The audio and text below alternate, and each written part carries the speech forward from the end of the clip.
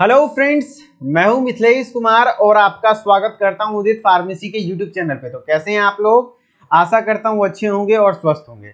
आज के इस वीडियो में मैं आपको डी फार्मा फर्स्ट ईयर का एक सब्जेक्ट है फार्मास्यूटिकल केमिस्ट्री, इसका सिलेबस को एक्सप्लेन करने वाला हूं कंप्लीट, जो कि पीसीआई के द्वारा न्यू सिलेबस जारी किया गया है अकॉर्डिंग टू ईआर 2020। ईआर 2020 माने हुआ कि एजुकेशन रेगुलेशन 2020 के तहत जो फार्मेसी का सिलेबस चेंज किया गया, उसमें जो फार्मास्यूटिकल केमिस्ट्री का न्यू सिलेबस आपका डिसाइड किया गया। पहले ऐसा था कि फार्मास्यूटिकल केमिस्ट्री 1 और 2 अलग अलग था, जो कि फर्स्ट ईयर में पढ़ते थे, सेकंड ईयर में पढ़ते थे, लेकिन अब ऐसा नहीं है। आपको पूरा फार्मास्यूटिकल केमिस्ट्री फर्स्ट ईयर में ही पढ़ना है, इसलिए थोड़ा सा फर्स्ट ईयर अब हार्ड हो चुका है, लेकिन कोई दिक्कत नहीं। हार्ड तब होता है जब आप अचानक से एग्जाम के 2 दिन पहले पढ़ना स्टार्ट करते हैं और कुछ इंपॉर्टेंट चीजें खोजने लग जाते हैं। लेकिन यदि आप अभी से पढ़ना स्टार्ट कर रहे हैं तो कुछ भी हार्ड नहीं है। आराम से पहले सिलेबस को समझिए, उसके बाद आपको पूरे तरीके से हम लोग तैयारी करवाते हैं। आप हमारे साथ अगर लगातार बने रहेंगे तो कोई दिक्कत नहीं होगी, आपको फार्मास्यूटिकल केमिस्ट्री में भी, इसमें भी बहुत अच्छे तरीके से क्लियर हो जाएगा। ठीक है, तो चलिए पहले सिलेबस को एक्सप्लेन करते हैं। इसमें हमारा पहला चैप्टर रहने वाला है introduction to pharmaceutical chemistry. Generally pharmaceutical chemistry है क्या और क्यों पढ़ते हैं, स्कोप एंड ऑब्जेक्टिव्स, क्या फायदा है पढ़ने से फार्मास्यूटिकल केमिस्ट्री को। ठीक है, उसके बाद है sources and types of error. Error के बारे में पढ़ना है, एरर का क्या सोर्सेज है। एरर मतलब त्रुटि होता है, कोई भी फार्मुलेशन कर रहे हैं, फार्मास्यूटिकल कोई दवाई बना रहे हैं, दवाई बनाने के दौरान कुछ थोड़ा बहुत छोटा मोटा त्रुटि हो ही जाता है, वही एरर के बारे में पढ़ना है। Sources and types of error, कितने टाइप के एरर होते हैं और सोर्सेज, कैसे वो एरर आया, उसमें और कुछ टर्म्स है जैसे एक्यूरेसी, प्रिसीजन, सिग्निफिकेंट फिगर, और सिग्निफिकेंट फिगर पे कुछ न्यूमेरिकल क्वेश्चंस भी करने हैं आपको, जो कि हम लोग बहुत अच्छे तरीके से आपको करवाए हुए हैं ऐप पर। ठीक है, फिर यहाँ पर है इम्प्योरिटीज इन फार्मास्यूटिकल्स, जो फार्मास्यूटिकल बने उसमें एरर की वजह से क्या आ जाएगा, इम्प्योरिटीज आ जाएगा, है ना। इम्प्योरिटी मतलब समझ रहे ना, दूषित चीजें आ जाएंगी। अब उस दूषित चीज का क्या सोर्स रहा, कैसे वो इम्प्योरिटी आया और उसका कैसे चेक वगैरह किया जाए, तो वही इम्प्योरिटी को चेक करने के लिए लिमिट टेस्ट किया जाता है ना। तो वो लिमिट टेस्ट के बारे में इसी चैप्टर में पढ़ना है। सबसे पहले तो आप पढ़ेंगे source and effects of impurities in pharmacopoeial substances. जो भी फार्माकोपियल सब्सटेंसेज यानी ड्रग्स वगैरह हैं, उसमें जो इम्प्योरिटीज है उसके क्या सोर्स है, प्लस उसके क्या इफेक्ट है, अगर रह जाता है तो उसका क्या इफेक्ट पड़ रहा है, plus importance of limit test. Limit test का क्या इंपॉर्टेंस है, और जितने भी लिमिट टेस्ट है, जैसे कि आपको मेनली 4 गो का लिमिट टेस्ट पढ़ना है। किसका किसका? क्लोराइड, सल्फेट, आयरन और हेवी मेटल आर्सेनिक का। ठीक है, आपको क्लोराइड, सल्फेट, आयरन और आर्सेनिक तो कभी छोड़ना ही नहीं है। ओके, इन चारों का आपको एकदम से अच्छे से पढ़ना है, ये चारों का लिमिट टेस्ट पढ़ना है। और लिमिट टेस्ट में भी क्या क्या ध्यान रखना है कि उस, जैसे क्लोराइड का लिमिट टेस्ट है तो उसका प्रिंसिपल क्या है, प्रोसीजर क्या है लिमिट टेस्ट का, प्रिंसिपल, प्रोसीजर, ये सब अच्छे से ध्यान रखेंगे आप। प्रिंसिपल और प्रोसीजर मेनली आपको ध्यान में रहना चाहिए। ठीक है, तो किसका किसका लिमिट टेस्ट पढ़ना है आपको? क्लोराइड, सल्फेट, आयरन और आर्सेनिक का। ठीक है, ध्यान रखिएगा। और हैवी मेटल्स का भी आपको पढ़ना है लिमिट टेस्ट। अब है second chapter volumetric analysis. Second chapter क्या है आपका? Volumetric analysis. और ये जो वॉल्यूमेट्रिक एनालिसिस है, इसमें आपको दो, इस सेकेंड चैप्टर में ही 2 टॉपिक है, एक है वॉल्यूमेट्रिक एनालिसिस, दूसरा है ग्रेविमेट्रिक एनालिसिस। और वॉल्यूमेट्रिक एनालिसिस के अंदर 5 टाइप का टाइट्रेशन पढ़ना है, वो पांचों टाइप का टाइट्रेशन को डिटेल में पढ़ना है, और किसी प्रकार का यहाँ पर शॉर्टकट नहीं चलेगा क्योंकि क्वेश्चन आते हैं, है ना। तो सारे टाइट्रेशन को अच्छे से पढ़ना पड़ेगा। वॉल्यूमेट्रिक एनालिसिस का फंडामेंटल सबसे पहले पढ़ना पड़ेगा, उसके बाद एसिड बेस टाइट्रेशन क्या होता है, फिर नॉन एक्वस टाइट्रेशन क्या होता है, प्रिसिपिटेशन टाइट्रेशन क्या होता है, कॉम्प्लेक्सोमेट्रिक टाइट्रेशन क्या होता है, रेडॉक्स टाइट्रेशन क्या होता है। पहले तो आपके मन में आ रहा होगा सर ये टाइट्रेशन वर्ड सुना सुना तो लग रहा है, 11th 12th में कहीं ना कहीं सुने, लेकिन समझते नहीं है सर, है ना। अब मेरे साथ भी वही बात है, जब हम पहली बार ये टाइट्रेशन सुने थे। जब आप केमिस्ट्री पढ़ेंगे तो बफर क्या है, टाइट्रेशन क्या है, पीएच वैल्यू क्या है, थोड़ा सा ये सब छोटे छोटे टर्म है जिसके आपको पता होना चाहिए, है ना। तो आपको मैं यहीं पे बता देता हूँ। टाइट्रेशन एक ऐसी प्रक्रिया है, मतलब समझ लीजिए एक सिंपल सा प्रोसेस है। आप मार्केट में आलू खरीदने गए, आप बोले 1 किलो आलू दीजिए, समझने का कोशिश कीजिएगा, सिलेबस वाला वीडियो फिर भी समझा रहा हूं ताकि टाइट्रेशन वर्ड का मतलब क्लियर हो जाए। आप एक एग्जांपल से समझिए, आप मार्केट में आलू खरीदने गए, आप बोले भैया हमको 1 किलो आलू दे दीजिए, वो 5 गो आलू निकाल के आपको दे दिया, आपको विश्वास हो जाएगा कि वो 5 गो जो आलू है वो 1 किलो ही होगा, वो तो अंदाज से दे दिया। आप बोलेंगे कि नहीं भैया, एक तरफ आप बटखरा रखिए तराजू में और दूसरे तरफ आलू रखिए, बराबर हो जाएगा तब हमको दीजिए। तो मतलब क्या हुआ कि पहले से एक का वैल्यू पता था, दूसरे आलू का पता नहीं था कितना है, उसको नापे, तो उसके उसके जिसका पता था उसके मदद से जिसका नहीं पता था उसका भार निकल गया।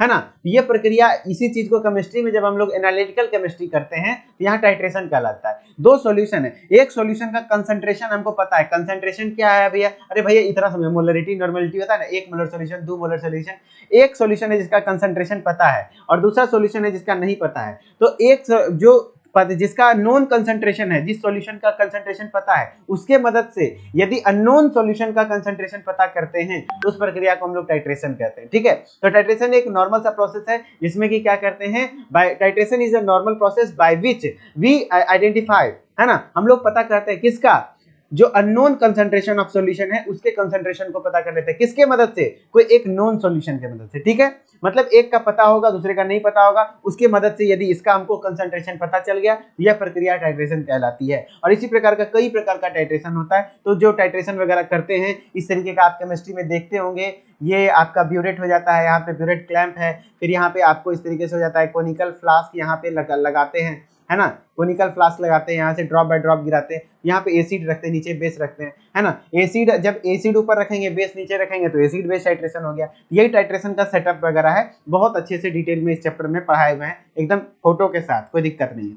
Gravimetric analysis principle and method. Gravimetric analysis में आपको मेनली प्रिंसिपल और मेथड पढ़ना है। अब आप सोच रहे होंगे बार बार सर आप बोल रहे हैं पढ़ाए हुए, कहाँ पढ़ाए हुए सर, तो आपको उदित फार्मेसी का एप्लीकेशन ऐप डाउनलोड करना है, वहां पर आपको डी फार्मा फर्स्ट ईयर का वीडियो लेक्चर कोर्स है उसको परचेज कर लेना है, वहां पर डेमो लेक्चर्स वगैरह भी होंगे, देख सकते हैं पहले, और परचेज करने के बाद वहां पर केमिस्ट्री मैं खुद पढ़ा रहा हूँ, है ना, दूसरे एजुकेटर भी पढ़ाए हुए हैं, मैं भी स्टार्ट किया हूँ, आप हमारे लेक्चर्स को भी देख पाएंगे, धीरे धीरे मैं भी इस केमिस्ट्री को दिसंबर तक में कंप्लीट कर दूंगा। ठीक है, तो वहां पर हम लोग बहुत अच्छे तरीके से आपको पीडीएफ नोट्स वगैरह, वीडियो लेक्चर वगैरह सब कुछ मिल जाएगा। ओके, और अगर आप बुक मंगवा के पढ़ना चाहते हैं तो वो बुक भी हमारे उदित फार्मेसी के द्वारा ये है, सारे सब्जेक्ट का बुक आपको 799 रुपए में आपके घर पर डिलीवर कर दिया जाएगा यदि आप बुक ऑर्डर करते हैं तो, है ना। ये पूरे इसी सिलेबस के अकॉर्डिंग एग्जाम ओरिएंटेड है, याद रखिएगा। ये पतली पतली किताबें, बहुत मोटी मोटी किताब हम लोगों ने नहीं बनाई है, मोटी मोटी किताब, बहुत अच्छी अच्छी किताब मार्केट में अवेलेबल है, लेकिन उस बच्चों के लिए जो कि एग्जाम ओरिएंटेड चाहते हैं ना, एग्जाम के लिए इंपॉर्टेंट चीजें, मार्क्स स्कोर करना है, जहां से एग्जाम में क्वेश्चन आते हैं मेनली, वो सारी चीजें ही इसमें ऐड की गई है, मॉडल पेपर वगैरह ऐड किया गया है, और पूरे अच्छे तरीके से थ्योरेटिकली कवर है, कोई दिक्कत वाली बात नहीं है, अच्छे अच्छे डायग्राम के साथ। तो बुक को भी ऑर्डर कर सकते हैं। अब इस सब के बारे में डिटेल में हम लोग वीडियो के लास्ट में बात करेंगे, पहले अपना टॉपिक जो है सिलेबस उसको कवर करते हैं। तीसरा नंबर चैप्टर है आपका इनऑर्गेनिक फार्मास्यूटिकल्स।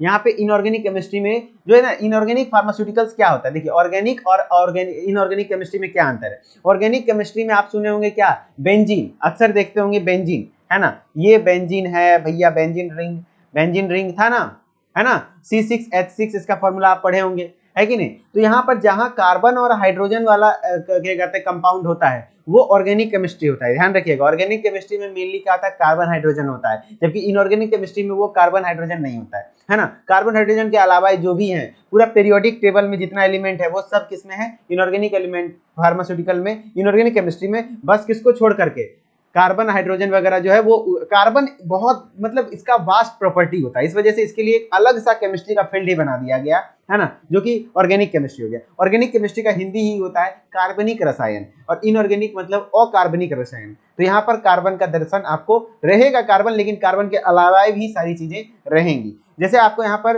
जितने भी अलग अलग प्रकार के, और यहाँ से डायरेक्टली सिलेबस से भी आपके एग्जाम में क्वेश्चन फंस सकता है, जैसे अलग अलग प्रकार का क्लासिफिकेशन है, जितने भी इनऑर्गेनिक फार्मास्यूटिकल्स हैं उसको अलग अलग, जैसे हिमैटिनिक्स हो गया जो कि आपके बॉडी में खून बनाने में हेल्प करेगा, बॉडी में ब्लड के फॉर्मेशन में हेल्प करेगा। फिर गैस्ट्रोइंटेस्टाइनल एजेंट्स है, तो एंटासिड है, तो ये सब आपको डायरेक्टली याद होना चाहिए कि हिमैटिनिक्स के अंदर कौन कौन से ड्रग्स आते हैं, ये सब आपको नाम दिया हुआ है ना, ये सब नाम से डायरेक्टली क्वेश्चन आ जाएगा एमसीक्यू टाइप में, ये कौन सा ड्रग किस ग्रुप में आता है, हिमैटिनिक्स में आता है, समझ रहे ना, तो ध्यान रखिएगा। और जितने भी आपको इनऑर्गेनिक फार्मास्यूटिकल पढ़ने हैं, सारे का फार्मास्यूटिकल फॉर्मुलेशन पता होना चाहिए, कैसे बनता है, मार्केट प्रिपरेशन, मार्केट के लिए कैसे प्रिपेयर किया जाता है, और उसका स्टोरेज कंडीशन क्या है, और उसका यूज क्या है, ये चार चीज जरूर पढ़ना है। ठीक है, अब जैसे पहला है हिमैटिनिक्स, हिमैटिनिक्स में आपको फेरस सल्फेट के बारे में पढ़ना है, फेरस फ्यूमेरेट के बारे में पढ़ना है, फेरिक अमोनियम सिट्रेट के बारे में पढ़ना है, फेरस एस्कॉर्बेट के बारे में पढ़ना है, कार्बोनिल आयरन के बारे में पढ़ना है, सब मेनली आपको ब्लड में ही आपको काम करेगा, ब्लड फॉर्मेशन वगैरह में। फिर है गैस्ट्रोइंटेस्टाइनल एजेंट्स। अब गैस्ट्रोइंटेस्टाइनल मतलब क्या हुआ, आपके एलिमेंट्री कैनाल में कोई भी प्रॉब्लम है उससे रिलेटेड जो भी एजेंट्स है, एलिमेंट्री कैनाल को ही तो गैस्ट्रोइंटेस्टाइनल जीआईटी ट्रैक भी कहते हैं, जीआईटी ट्रैक, गैस्ट्रोइंटेस्टाइनल ट्रैक, तो उसमें जैसे एसिडिटी वगैरह बढ़ जाता है तो उसके लिए एंटासिड है ना, आपके एसिडिटी वगैरह खट्टा ढकार आता है एसिडिटी में, उसके लिए एंटासिड पीते हैं। तो एंटासिड कौन कौन सा भैया, एल्युमिनियम हाइड्रोक्साइड जेल है, मैग्नीशियम हाइड्रोक्साइड है, मेगाल्ट्रेट है, सोडियम बाइकार्बोनेट है, फिर आपको कैल्शियम कार्बोनेट है, एसिडिफाइंग एजेंट्स, एडजॉर्बेंट्स, प्रोटेक्टिव्स और कैथार्टिक्स के बारे में यहाँ पर पढ़ना है, ठीक है। और उसके बाद टॉपिकल एजेंट्स वगैरह सब इनऑर्गेनिक फार्मास्यूटिकल का पार्ट है। टॉपिकल एजेंट्स में सिल्वर नाइट्रेट, आयनिक सिल्वर, क्लोरहेक्सिन, ग्लूकोनेट वगैरह होता है, हाइड्रोजन पेरोक्साइड वगैरह, बोरिक एसिड होता है, ब्लीचिंग पाउडर, पोटेशियम परमैंगनेट, ये सब टॉपिकल एजेंट्स में पढ़ना है। डेंटल प्रोडक्ट्स, अभी बस नाम देखिए, अभी बहुत ज्यादा डिटेल में मैं बताऊंगा नहीं, बस थोड़ा थोड़ा। टॉपिकल एजेंट्स उसको कहते हैं जो कि आपको सुपरफिशियली इसको यूज करते हैं, स्किन वगैरह पे यूज करते हैं, है ना। डेंटल प्रोडक्ट्स जो कि दांत के लिए यूज होता है, जैसे कि calcium carbonate, sodium fluoride, denature cleaners, mouth washers, मुंह को धोने के लिए मेनली। मेडिसिनल गैसेज में कुछ आपको 3 को गैस ऐड किया गया है, कार्बन डाइऑक्साइड पढ़ना है, नाइट्रस ऑक्साइड पढ़ना है और ऑक्सीजन पढ़ना है ना। तो ये कुछ थे इनऑर्गेनिक फार्मास्यूटिकल्स। अब चौथा नंबर चैप्टर से आपका हो गया ऑर्गेनिक केमिस्ट्री स्टार्ट। सबसे पहले आपको चौथा नंबर चैप्टर में क्या करना है, नोमेनक्लेचर पढ़ना है ऑर्गेनिक केमिकल्स का। जितने भी ऑर्गेनिक केमिकल्स होंगे उसका नोमेनक्लेचर, कैसा नोमेनक्लेचर, तो आईयूपीएसी नोमेनक्लेचर। और यहाँ बहुत ज्यादा नोमेनक्लेचर पढ़ने की जरूरत नहीं है, बेसिक आइडिया नोमेनक्लेचर का लेना है, क्योंकि आप यहाँ नोमेनक्लेचर कितना भी सीख लेंगे, आप ऐसा बहुत सारा कंपाउंड ऐसा आएगा ना आगे दवा का, उसका नोमेनक्लेचर आप कर नहीं पाएंगे जनरली। आपको याद ही रखना पड़ेगा कि इसका नोमेनक्लेचर ये है, उसका नाम ये है, ठीक है। तो इस तरीके से, और हाँ नोमेनक्लेचर इतना जरूर सिखा दूंगा मैं कि आप नाम लिख भी पाएंगे, लेकिन बहुत बड़े बड़े ड्रग्स हैं कुछ तो उसके नाम डायरेक्टली याद रखना पड़ता है, ठीक है, तो वो भी बताऊंगा। लेकिन हाँ आईयूपीएसी नेम लिखने के लिए आपको बेसिक आइडिया लग जाना चाहिए कैसे लिखना है। इसी चैप्टर में सारे ड्रग्स का नाम नहीं लिखना है, नाम नहीं याद रखना है, बस जनरल आइडिया लगना चाहिए। 11th में भी आप पढ़े होंगे जब आप नोमेनक्लेचर सीखे होंगे, है ना, कि कैसे particular reference to the hydrocyclic compound का मेनली आपको सीखना है, कंटेनिंग अप टू 3 रिंग्स तक का। हाइड्रोसाइक्लिक क्या होता है भैया, तो यदि जैसे बेंजीन देखें तो हर जगह कार्बन है, यहाँ पर कुछ नहीं है तो हर जगह कार्बन दिख रहा है, तो वो क्या हो गया, आपका बेंजीन सही से बन नहीं पाया, मेरा ऐसे बनता है ना, ठीक है। ये इस तरीके से हर जगह कार्बन है तो ये आपका हेटेरोसाइक्लिक रिंग नहीं है, यही कहीं पे कार्बन के जगह पे नाइट्रोजन लग जाएगा अलग कोई भी एलिमेंट रिंग में, तो वो हेटेरोसाइक्लिक रिंग हो गया। अब 3 रिंग कंटेनिंग मतलब 3 रिंग तक ऐसा हो सकता है ना, 3 रिंग तक वाला का कम से कम नोमेनक्लेचर आपको यहाँ पर सीखना है, ओके।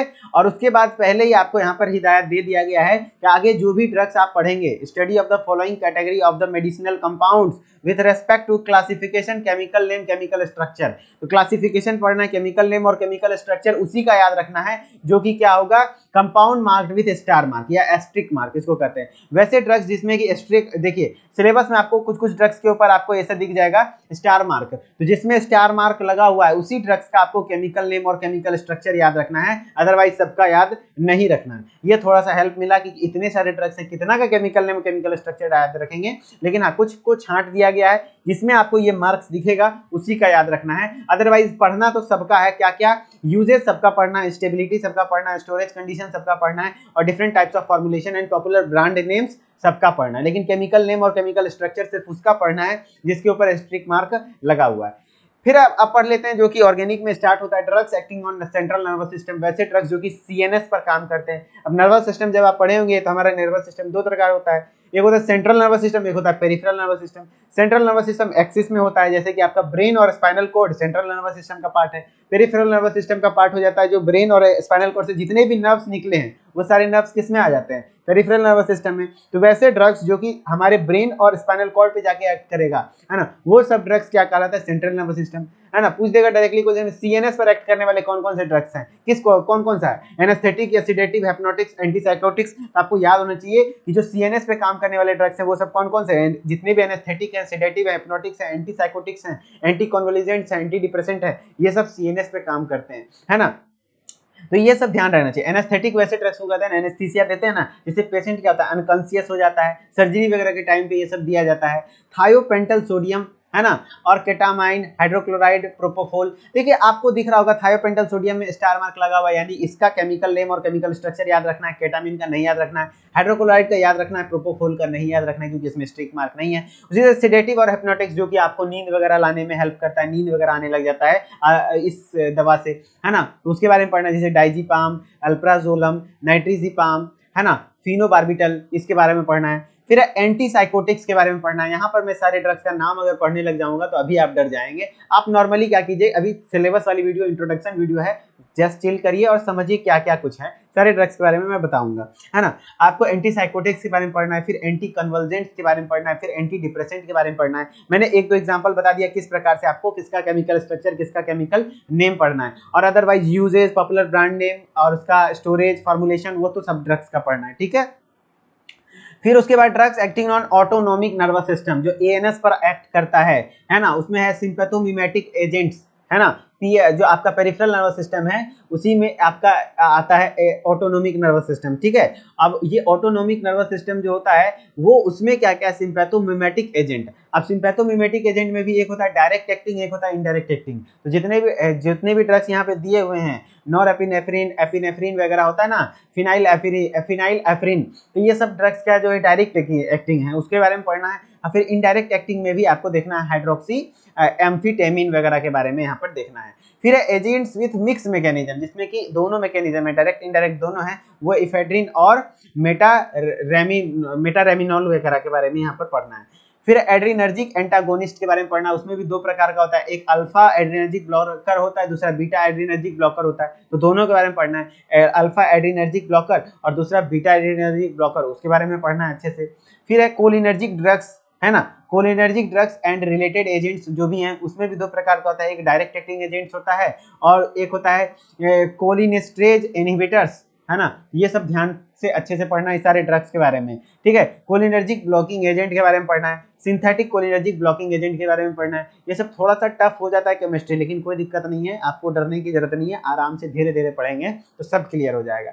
फिर drugs acting on cardiovascular system, वैसे ड्रग्स के बारे में जो कार्डियोवास्कुलर यानी आपके हार्ट वगैरह से रिलेटेड जो भी है, आपके ब्लड सर्कुलेशन से रिलेटेड उस पर काम करने वाला दवा है। जैसे एंटी एरिथमिक ड्रग्स वगैरह होते हैं, जैसे क्विनिडीन सल्फेट हो गया, है ना, ये सब के बारे में आपको पढ़ना है। फाइनेटोइन सोडियम हो गया जिसमें स्टार मार्क लगा हुआ है, इसका आपको अच्छे से याद रखना पड़ेगा।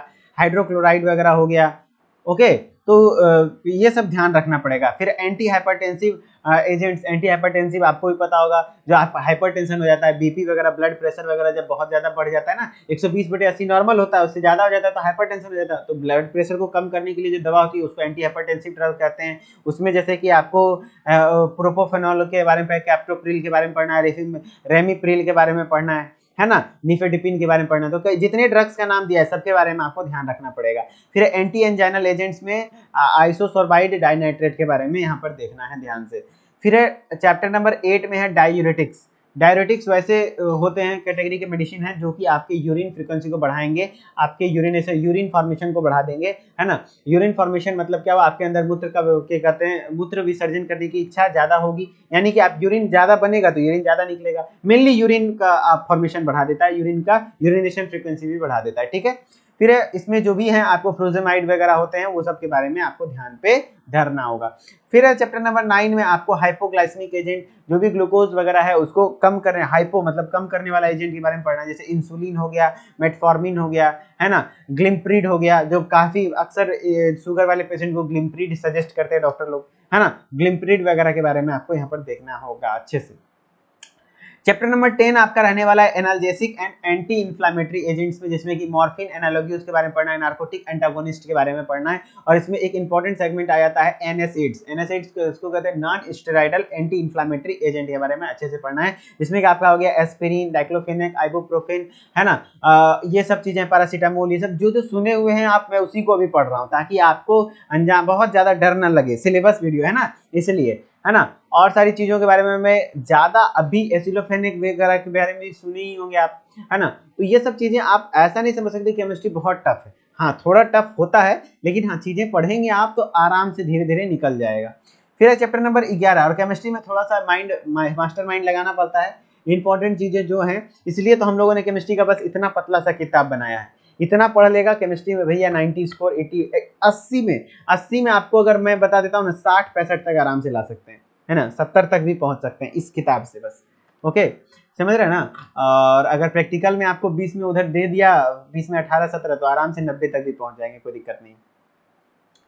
चलिए, तो उसके बाद आपको क्या क्या पढ़ना है, जैसे एंटी इन्फेक्टिव एजेंट्स में एंटी फंगल एजेंट्स पढ़ना है, जो भी, जैसे फ्लूकोनाजोल तो आप सुने ही होंगे, है ना, फंगाई वगैरह, दाद खुजली दिनाई वगैरह हो जाता है तो उसमें फ्लूकोनाजोल सजेस्ट किया जाता है। Urinary track anti infective agents, जो यूरिनरी ट्रैक में इन्फेक्शन होता है उसको बचाने के लिए जो urinary track anti infective agents वगैरह हैं, जैसे मॉक्सिफ्लोक्सासिन, नॉरफ्लोक्सासिन, सिप्रोफ्लोक्सासिन, ओफ्लोक्सासिन वगैरह के बारे में पढ़ना है ना। एंटी ट्यूबरकुलर एजेंट्स वगैरह जो भी हैं, जैसे इथेम्ब्यूटोल होता है, फिर आप समझ सकते हैं रिफाम्पिसिन भी सुने होंगे, ये सब चीज़ों के बारे में आपको पढ़ना है जो कि ट्यूबरकुलर से अगेंस्ट काम करता हो।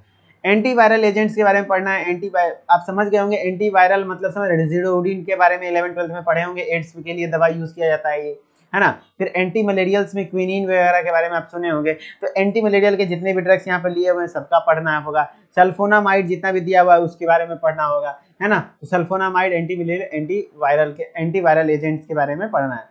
फिर है चैप्टर नंबर 12 आपका एंटीबायोटिक्स। एंटीबायोटिक्स में आपको क्या क्या पढ़ना होगा, पेनिसिलिन के बारे में पढ़ना होगा, क्लोक्सासिलिन के बारे में पढ़ना होगा, एमोक्सिसिलिन के बारे में, स्ट्रेप्टोमाइसिन, ये सब क्या है आपका एंटीबायोटिक है। टेट्रासाइक्लिन भी एंटीबायोटिक है, लेकिन ये अलग प्रकार का है जिसमें कि डॉक्सीसाइक्लिन और मिनोसाइक्लिन वगैरह आता है। मैक्रोलाइट्स में आपको एरिथ्रोमाइसिन और एजिथ्रोमाइसिन पढ़ना है। फिर मिसलेनियस में आपको क्या कहते हैं क्लोरमफेनिकोल पढ़ लेना है और क्लिंडेमाइसिन वगैरह के बारे में पढ़ना है। चैप्टर नंबर 13 हो जाता है आपका anti neoplastic agents. Neoplastic agent मतलब कैंसरस एजेंट्स है, तो उस कैंसर से एंटी कैंसर एजेंट इसको कह सकते हैं, ठीक है। तो उसमें जो भी आपका है बुसुल्फैन वगैरह के बारे में आपको यहाँ पर अच्छे से देखना होगा। ये सब चीजें हैं जो कि एंटी नियोप्लास्टिक एजेंट के अंतर्गत आती हैं। ओके, तो अब हम लोग बात कर लेते हैं यहाँ पर कि आपका जो डी फार्मा फर्स्ट ईयर का वीडियो लेक्चर कोर्स है इसको आप कैसे क्या कुछ करेंगे जिससे कि आपको आसानी से तैयारी हो पाएगी, कोई दिक्कत नहीं होगा। इसके लिए आपको क्या करना होगा, जिसमें देखिए आपको कोर्स में है ना रिकॉर्डेड क्लासेस मिल जाएगा। जैसे आप कोर्स को परचेज करेंगे हर एक सब्जेक्ट के हर एक चैप्टर का रिकॉर्डेड क्लास, प्लस अभी फिलहाल वीकली लाइव क्लास आ रहा है जिसमें कि मैं पढ़ा रहा हूँ और भी टीचर्स आपको पढ़ाएंगे।